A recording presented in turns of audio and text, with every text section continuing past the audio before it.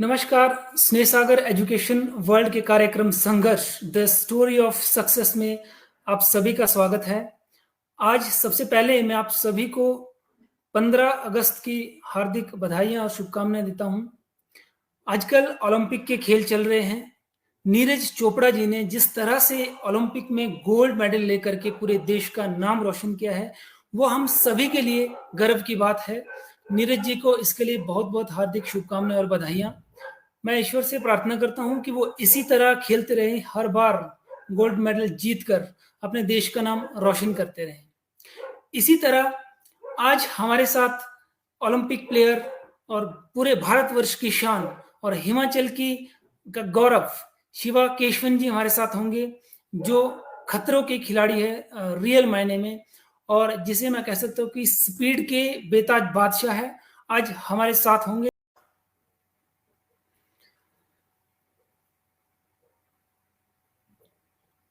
तो ये छोटा सा वीडियो आप सभी ने देखा होगा।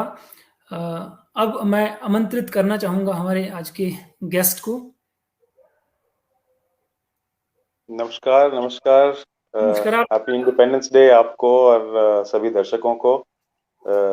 हमारी 75th ईयर ऑफ इंडिपेंडेंस है और पूरे देश में हम धूमधाम से मना रहे हैं इस ऐतिहासिक दिन को। लेकिन हिमाचल प्रदेश में दुर्घटना भी हुई है। नेचुरल कॉजेज, लैंडस्लाइड्स के कारण काफी लोगों को तकलीफ और बहुत सारा loss of life and property, सबको हमारे कंडोलेंसेस। और सभी के सभी के साथ में रहना चाह रहे हैं इस मोमेंट में। जी, सबसे पहले तो आपका इस कार्यक्रम में बहुत बहुत स्वागत है। आपने अपने बिजी शेड्यूल से हमारे लिए वक्त निकाला। तो सबसे पहले तो शिवा जी मैं ये पूछना चाहूंगा, क्योंकि अनफॉर्चुनेटली शायद बहुत से लोग हैं जो आप जिस खेल को खेलते हैं शायद उन्हें नाम भी इस खेल का पता नहीं। तो पहले मैं चाहूंगा आप ये हमें बताएं कि आप जो खेल खेलते हैं आखिर ये कौन सा खेल है। ओके, तो मेरे ख्याल से हिमाचल प्रदेश में ज्यादा तकलीफ नहीं होगी लोगों को इस खेल को पहचानने में, क्योंकि हमारे यहाँ मतलब बचपन से सभी लोग रोड पे ये रेडी खेलते आ रहे हैं। तो यस। उसी ऐसे ही मैंने भी रेडी के थ्रू ही शुरुआत की थी स्पोर्ट की। फिर बाद में जाके पता चला कि अंतर्राष्ट्रीय लेवल में इसकी प्रतियोगिताएं होती है। ओलंपिक खेल भी होते हैं इसके। हमारे देश में पहले जानकारी भी नहीं थी कि विंटर ओलंपिक नाम की भी कोई चीज होती है। तो जी जी। विंटर जो भी शीतकालीन खेल है हिमाचल में, इनका बहुत ही मतलब अच्छा फ्यूचर हो सकता है। तो मेरे ख्याल से अगर इन स्पोर्ट्स को हम प्रमोट करें तो हमारे स्टेट का नाम भी रोशन होगा, हमारे देश का नाम रोशन होगा। हमारे बच्चे और सारे जो भी टूरिज्म के लिए बहुत ही इसके लाभ लाभ हैं। तो मैं चाहता हूँ कि आज इस स्वतंत्रता दिवस में हमारे देश में भी एक ऐसा ओलंपिक्स के समर ओलंपिक्स के सक्सेस के बाद हमारे देश में विंटर ओलंपिक्स की ओर भी थोड़ा अटेंशन बने, और ताकि हमारे स्टेट के बच्चों को भी मौका मिले हमें रिप्रेजेंट करने का। जी। तो जहाँ तक मैं जानता हूँ कि आप स्कूल टाइम में बहुत अच्छे एथलीट थे। आप हॉकी के भी चैंपियन रहे और भी लॉन्ग जंप और कई गेम में आप भाग लेते थे। तो ये जो गेम आप खेलते हैं जो ल्यूज है, बहुत ही डेंजरस गेम है। तो इसकी तरफ आप किस तरह से मोल्ड हुए हैं। देखिए, मैं गांव वशिष्ठ से आता हूँ, आपको अच्छी तरह से मालूम है, आपका स्टूडियो भी वहीं पर है। और बचपन में जो भी हमारे कुल्लू, मनाली और जो भी आसपास के गांव है, सभी सभी लड़कों में और लड़कियों में ये एडवेंचरिज्म बहुत है। जी एडवेंचर स्पोर्ट्स के प्रति बहुत ही इंटरेस्ट है। जी। क्योंकि हमारा जो भी बचपन रहा था वो नेचर के पास में रहा है। हम लोग पहाड़ और बर्फ और एडवेंचरस चीजों में बचपन से ही मतलब जुड़े हुए हैं। तो कोई मतलब मुश्किल स्टेप नहीं था इस स्पोर्ट के साथ जुड़ने में। बचपन में मैं काफी स्पोर्ट्स में इंटरेस्ट लेता था, क्योंकि एज ए प्रोफेशन नहीं, लेकिन सिर्फ एज ए पैशन, क्योंकि स्पोर्ट्स हेल्थ के लिए इम्पोर्टेंट है, लाइफस्टाइल के लिए इम्पोर्टेंट है। और सभी फैमिलीज को अपने बच्चों को स्पोर्ट्स में प्रमोट करना चाहिए, क्योंकि लाइफ लॉन्ग इसका बेनिफिट रहता है।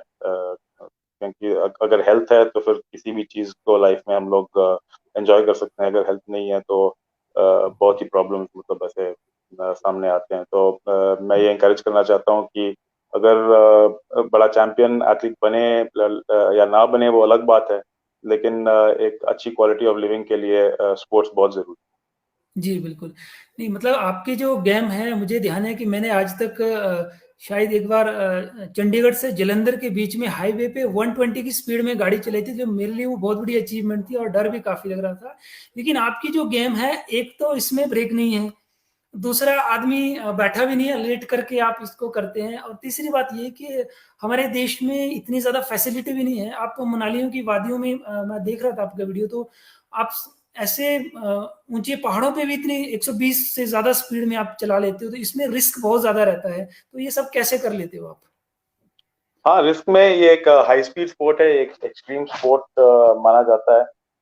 लेकिन जितना एथलीट में कैपेबिलिटी होता है उतना रिस्क लेना ठीक है, क्योंकि रिस्क लेके ही हम अपने आप को इम्प्रूव कर सकते हैं। No risk. लेकिन एज अ स्पोर्ट मतलब इसका मकसद ये नहीं है कि हम रिस्क लें। इसका मकसद ये है कि हम अपने बॉडी को इस लेवल तक पुश करें ताकि इन एक्सट्रीम कंडीशंस में हम लोग परफॉर्म कर सकें। और आश्चर्य की बात यह है कि खुद एथलीट्स को भी आश्चर्य होता है कि मेरी बॉडी कितनी परफॉर्मेंस दे सकती है इतने इतने हार्ड कंडीशंस के बावजूद। तो ये मतलब एक बहुत सेल्फ कॉन्फिडेंस देता है। तो स्पोर्ट्स का ये भी रोल है जी लाइफ में कि एथलीट्स और सेल्फ कॉन्फिडेंट होते हैं, क्योंकि वो जानते हैं कि किसी भी चीज को हम नामुमकिन नहीं मानते हैं, उसको ट्राई करके हम किसी भी ऑब्स्टेकल को पार कर सकते हैं। जी, बिल्कुल बिल्कुल। आपने ये खेल किस उम्र से शुरू किया? सो एग्जैक्टली एज जैसे मैं कह रहा था, बचपन में मैंने बहुत सारे स्पोर्ट्स किए। कोई फिक्स्ड मेरा गोल नहीं था कि लूज या स्लेजिंग ही मेरा स्पोर्ट बनेगा। लेकिन जब मैं 14 साल का था तो मुझे एक ऐसे अपॉर्चुनिटी मिली थी कि मुझे एक टैलेंट स्काउट कैंप में निमंत्रित किया गया था। और वहाँ पर हमें इस स्पोर्ट की इंट्रोडक्शन मिली थी। इंटरनेशनल फेडरेशन से कोई कोच और ऑफिशियल्स आए थे, और उन्होंने देश में जो भी जूनियर लेवल के चैंपियंस थे बाकी सारे स्पोर्ट्स में उनको निमंत्रित किया था। तो मैं भी शामिल था उस ग्रुप में। और वहाँ पर पता चला कि हाँ, इस स्पोर्ट के प्रति मेरे पास टैलेंट है। और इनिशियली मैं इंटरनेशनल फेडरेशन प्रोग्राम में दाखिल हुआ। और उसके बाद पता चला कि ऐसा ऐसा स्पोर्ट है और मुझ में ये क्षमताएं हैं। और फिर मैं ख्वाब देखने लगा कि एक दिन मैं शायद भारत का तिरंगा आगे बढ़ा सकता हूँ इन सारे कंट्रीज में, जहाँ जहाँ पर अभी तक उनको मालूम ही नहीं है कि इंडिया में क्या है, कि हमारे देश में पहाड़ भी होते हैं, बर्फ भी होता है, और मतलब हमारा कल्चर क्या है। तो स्पोर्ट्स के प्रति पूरी दुनिया को भी हमारे देश के बारे में जानकारी मिलती है। जी। तो अभी तक आपने कितने वर्ल्ड कप और चैंपियनशिप आपने खेली है? मैं अभी 22 साल 22 साल से रिप्रेजेंट कर रहा हूँ देश को ओके। विभिन्न प्रतियोगिता में। शायद वर्ल्ड कप लेवल की प्रतियोगिता में मैंने 100 से ज्यादा रेसेस में भाग लिया। ओलंपिक्स जो हर साल एक ओलंपिक कंपटीशन होता है, वो मैंने 6 बार किए। तो 24 साल का ओलंपिक साइकिल। और वर्ल्ड चैंपियनशिप में 10 से ज्यादा वर्ल्ड चैंपियनशिप में भाग लिया, जो हर 2 साल होते हैं। और काफी भी और भी बहुत सारे कॉम्पिटिशन्स हैं, एशियन गेम्स है जो मैं जिसमें मैंने 10 मेडल लिए, 6 गोल्ड भी लिए। और नेशंस कप्स हैं। तो 20 साल से मेरी पूरी लाइफ ऐसे थी कि एक देश से दूसरे देश में जाके ट्रेनिंग करके कम्पीट करके फिर वापस आना, काम करना, पैसे बनाने, क्योंकि नेक्स्ट विंटर फिर से जाके हमने कम्पीट करना है। तो ओके। 20 साल तक यही शेड्यूल रहा है। जी, आपने इतने मेडल्स लिए, इतना आपने पूरे भारतवर्ष का नाम रोशन किया, खासकर अगर हम हिमाचल प्रदेश की बात करें तो आपने हिमाचल का नाम रोशन किया है। तो इसमें क्या हिमाचल गवर्नमेंट ने कोई योगदान आपको किया है इसमें, कोई सहयोग? देखिए, विंटर स्पोर्ट्स में मैं कहना चाहता हूँ कि गवर्नमेंट का रोल बहुत ही डिसअपॉइंटिंग रहा है। मैं किसी गवर्नमेंट की बात नहीं कर रहा हूँ, क्योंकि मैं पॉलिटिक्स से दूर रहता हूँ। लेकिन जो भी था, मैं देखा है कि हमारे जो भी पोटेंशियल था हमारे स्टेट में, उसको पूरा अभी तक किया नहीं है। क्योंकि हम पूरे हिंदुस्तान में सिर्फ हिमाचल प्रदेश ही एक ऐसा स्टेट है जिसमें आइडियल कंडीशंस है विंटर स्पोर्ट्स के लिए। हजारों नौजवानों के लिए ये एक अपॉर्चुनिटी है, या बाहर जाने की, एजुकेट अपने आप को एजुकेट करने की, इंडिया को रिप्रेजेंट करने की। बहुत बहुत सारे इसमें अपने आप को प्रूफ करने की। पॉजिटिव एस्पेक्ट्स होते हैं। लेकिन आज तक हमारे स्टेट में ना ही एक हमारे पास इंटरनेशनल लेवल का की फैसिलिटी है, ना ही कोई इक्विपमेंट है, ना ही कोई अंतर्राष्ट्रीय प्रतियोगिताएं कराई जाती है। तो मेरे ख्याल से ये बहुत बड़ी चूक है, और इसको हमें जल्द से जल्द पूरा करना चाहिए। जी, बिल्कुल, ये बहुत ही मैं कहूँ कि शर्मनाक बात है कि जब हमारे पास इतनी फैसिलिटीज़ है कि ये सारी जो विंटर स्पोर्ट्स है बहुत अच्छे से चल सकती है, हमारे बच्चों का भविष्य बन सकता है, करियर इसमें बन सकता है, और क्लाइमेट भी प्रकृति भी हमारे साथ है, तो गवर्नमेंट को डेफिनेटली इसमें इनिशिएटिव लेना चाहिए। तो क्या सेंट्रल गवर्नमेंट इस खेल को लेकर के सीरियस है? उन्होंने कुछ इसमें कोई कदम बढ़ाए हैं? देखिए, हमारे देश में सेंट्रल गवर्नमेंट में भी लास्ट मेरे ख्याल से 10 साल से ही सेंट्रल गवर्नमेंट स्पोर्ट्स की प्रति ज्यादा इंटरेस्ट ले रही है। इस ओलंपिक्स में अगर हम देखें, जो आपने नीरज चोपड़ा के गोल्ड मेडल के बारे में चर्चा की थी जी, प्रोग्राम की शुरुआत में, जी, तो पिछले 4 साल में नीरज चोपड़ा के लिए 7 करोड़ से ज्यादा पैसे इंडिविजुअली खर्च किए स्पोर्ट्स अथॉरिटी ऑफ इंडिया ने, सेंट्रल गवर्नमेंट। अगर हमारे स्टेट में 7 या 10 करोड़ रुपए खर्च होते, तो मेरे ख्याल से 1,000 बच्चे से ज्यादा हम लोग ट्रेन करके भेज पाते और मेडल्स भी लाते। तो जी, हर एक सक्सेस के लिए इन्वेस्टमेंट की जरूरत होती है, और उसके लिए हमारे लीडर्स को अपना थोड़ा विजन दिखाना होता है, ताकि फ्यूचर की वो लोग प्लान कर सकते हैं। अभी हमारे देश में माहौल भी बदल रहा है। सेंट्रल गवर्नमेंट की तरफ से फंडिंग आती है स्पोर्ट्स के लिए। हमारे सेंट्रल और स्टेट गवर्नमेंट दोनों अभी एक ही पार्टी के हैं, तो मेरे ख्याल से डेवलपमेंट फंड भी इजिली आ सकते हैं। और मुझ जैसे अभी काफी खिलाड़ी है जिन्होंने इंटरनेशनल लेवल पे काम किया है, रिप्रेजेंट किया है, मेडल जीते हैं। तो सारे मेरे ख्याल से ऐसे लोग स्टेट गवर्नमेंट या किसी भी एफर्ट में जुड़ने को बहुत ही उत्साहित होंगे, जिसके थ्रू स्टेट की कोई तरक्की हो, और दूसरे एथलीट्स को भी ऐसा मौका मिले। जी। तो अभी आपकी अपनी क्या प्लानिंग है इन फ्यूचर? आप क्या करना चाहते इस फील्ड में, ताकि अभी मैं नेशनल स्पोर्ट्स फेडरेशन के साथ जुड़ा हूँ। जी, मैं इंडियन ओलंपिक एसोसिएशन में भी एथलीट्स कमीशन का मेंबर हूँ, और ओलंपियंस एसोसिएशन ऑफ इंडिया का प्रेसिडेंट चुना गया हूँ। तो ओके, काफी आइडियाज हैं कि कैसे हम लोग इंडिया को मतलब नंबर 1 कंट्री बना सकते हैं स्पोर्ट्स में, और खास करके मेरे लिए विंटर स्पोर्ट्स और हिमाचल प्रदेश को नंबर 1 पोजीशन पे लाना चाहिए, कम से कम इंडिया में, और फिर पूरे हमारे एशियन लेवल में। तो नेशनल फेडरेशन के साथ जो मेरा काम है, मैं हाई परफॉर्मेंस डायरेक्टर हूँ। मैंने स्पोर्ट का डेवलपमेंट प्लान अभी पेश किया हुआ है फेडरेशन को। सितंबर में हमारा प्लान है कि 3 या 4 जूनियर लेवल के दो दो लड़के और 2 लड़की हम लोग ट्रेनिंग के लिए भेजेंगे। 3 महीने का बाद ट्रेनिंग होगा, और नेशनल जूनियर टीम में लोग दाखिल होंगे, और 2026 की ओलंपिक्स के लिए तैयारी करेंगे। तो इस चीज में मैं अभी जुड़ा हूँ, क्योंकि जब तक मेरे ख्याल से हमारे देश में लोकल नो हाउ नहीं ना बने, अगर हमें सिर्फ हर बार कोई फॉरेन कोच को ही राइट, मतलब हायर करके लाना पड़ेगा, तो वो बहुत कॉस्टली भी होता है और टाइम भी ज़्यादा लगता है। लेकिन अगर हम अपने लोगों को इसमें शामिल करें तो जल्दी से और अच्छे से रिजल्ट भी आएंगे। जी। जिस तरह आप कह रहे हैं कि ना तो सेंट्रल गवर्नमेंट बहुत ज़्यादा इसको लेकर के सीरियस है, और स्टेट गवर्नमेंट की तो बात करें तो उनका तो कोई भी रोल इसमें रहा नहीं, जबकि पॉलिसीज में आई थिंक कुछ ऐसा है कि जो भी ओलंपिक या कोई ऐसे खेल में भाग लेता है उन्हें कुछ इनाम भी दिया जाता है। तो ऐसा गवर्नमेंट, स्टेट गवर्नमेंट ने कोई इनाम या आपको कोई पुरस्कार दिया हो? हाँ, देखिए हमारे हमारे देश में कई बार ऐसा है कि पॉलिसीज बड़े अच्छे होते हैं लेकिन वो लागू नहीं होते हैं। जैसे हमारे स्टेट की अगर स्पोर्ट्स पॉलिसी पढ़े तो कोई भी हिमाचली जो रेजिडेंट है अगर इंडियन टीम की के थ्रू किसी रिप्रेजेंट। भी इंटरनेशनल कंपटीशन में भाग ले तो जी। 1 लाख का उसका इनाम होता है ओह। हमारे स्टेट गवर्नमेंट की तरफ से। तो उसी को कैलकुलेट करते हुए हाँ मेरे जी। पास 100 Cases से ज्यादा लगते तो हैं। ऐसे ही रेसेस हैं।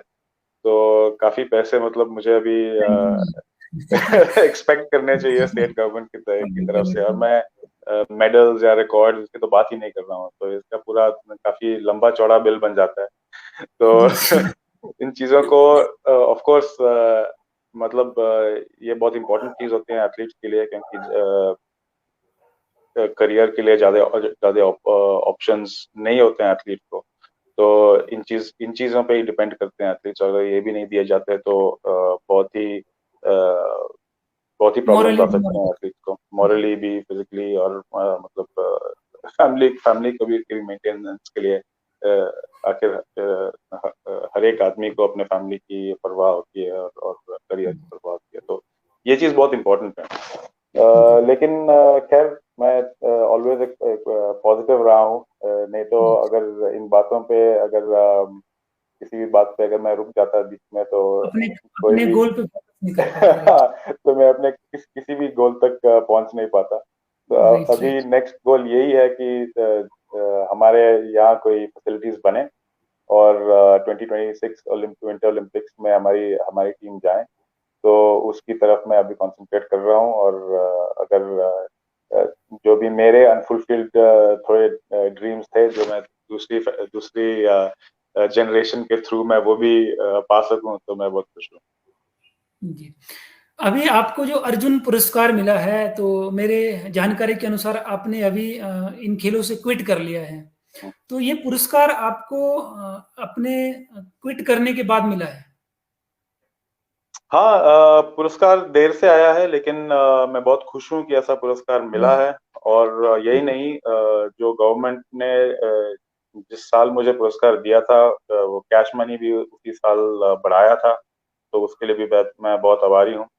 जी। जैसे जैसे कि मैंने कहा, टाइमली जो भी पुरस्कार अगर एथलीट्स को दिए जाते हैं तो वो बहुत ही ज्यादा मोटिवेशन। मोटिवेशन फैक्टर फैक्टर बनता है, ना ही सिर्फ एथलीट्स के लिए लेकिन दूसरों के लिए भी जो ऐसे एक्टिविटीज पिकअप करना चाहते हैं। उनको पता होना चाहिए कि हाँ, अगर मैं देश का झंडा लेके कहीं जा रहा हूँ तो मेरा मेरा देश मेरे साथ है, मेरा देश राइट। मुझे कहीं छोड़ेगा नहीं बीच में। जी जी तो जी। ये बहुत इंपॉर्टेंट चीज है। जी।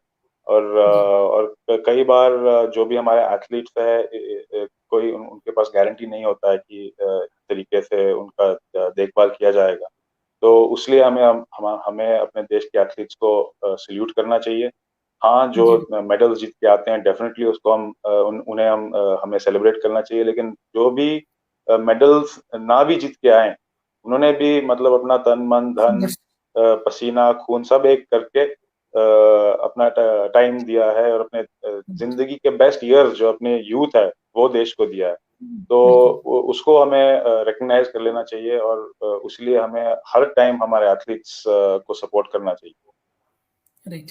तो जिस तरह से आपने कहा है, अपना जो आपका एक्सपीरियंस रहा है कि आपको सेंटर गवर्नमेंट ने तो चलो फिर भी हेल्प की है, स्टेट गवर्नमेंट ने कोई हेल्प नहीं की है। तो अगर कोई यूथ इन खेलों में अपना करियर बनाना चाहे, तो उसको जब फंडिंग नहीं मिलेगी, कोई मॉरल सपोर्ट नहीं मिलेगा, तो ऐसे में वो अपने गोल पे कैसे फोकस करें? तो ये एक बहुत ही अच्छा सवाल है और एक बहुत ही इम्पोर्टेंट सवाल है यूथ के लिए, क्योंकि जब एक नौजवान अपनी लाइफ की प्लानिंग करना चाह रहा है तो उन्हें पता होना चाहिए कि क्या मुश्किलें का सामना करना पड़ेगा फ्यूचर में। और हाँ, हर एक फील्ड में ये भी कहने की बात है, हर एक फील्ड में स्मूथ मतलब रास्ता होता नहीं है, मुश्किलें आती जी, रहती हैं। तो उसका भी सामना करना हमें एक बहुत ही इम्पोर्टेंट बात है कि लाइफ में हम अपने प्रॉब्लम्स का सामना कैसे करें। और अगर हम जी, कोई ऐसा करियर ढूंढें जिसमें हमारा पूरा पैशन हो, तो फिर कोई भी प्रॉब्लम का सामना करने का हौसला ही कोई अलग से होता है। तो इसलिए ये स्पोर्ट्स का बहुत फायदा है।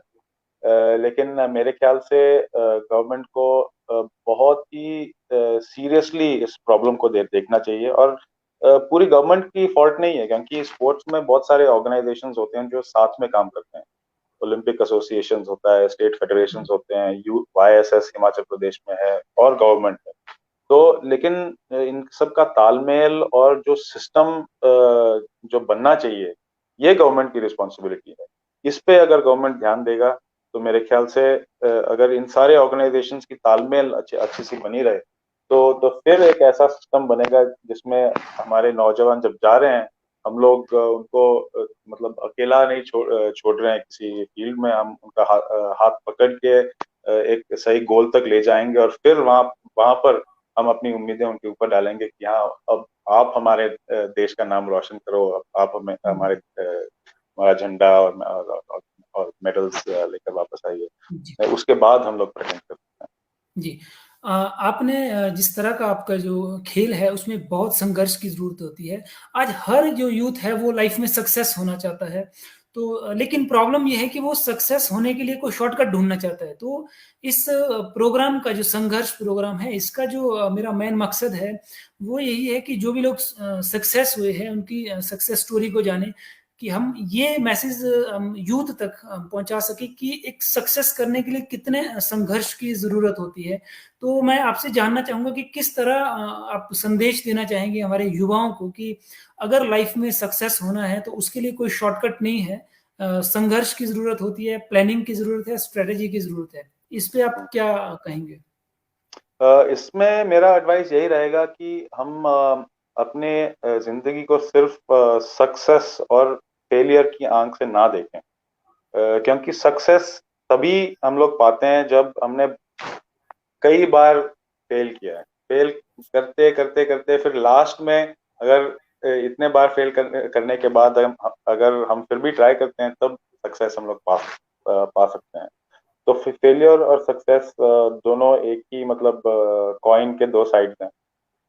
तो सक्सेस से हमें डिमोटिवेट नहीं होना है, फेलियर से सॉरी हमें डिमोटिवेट नहीं होना है।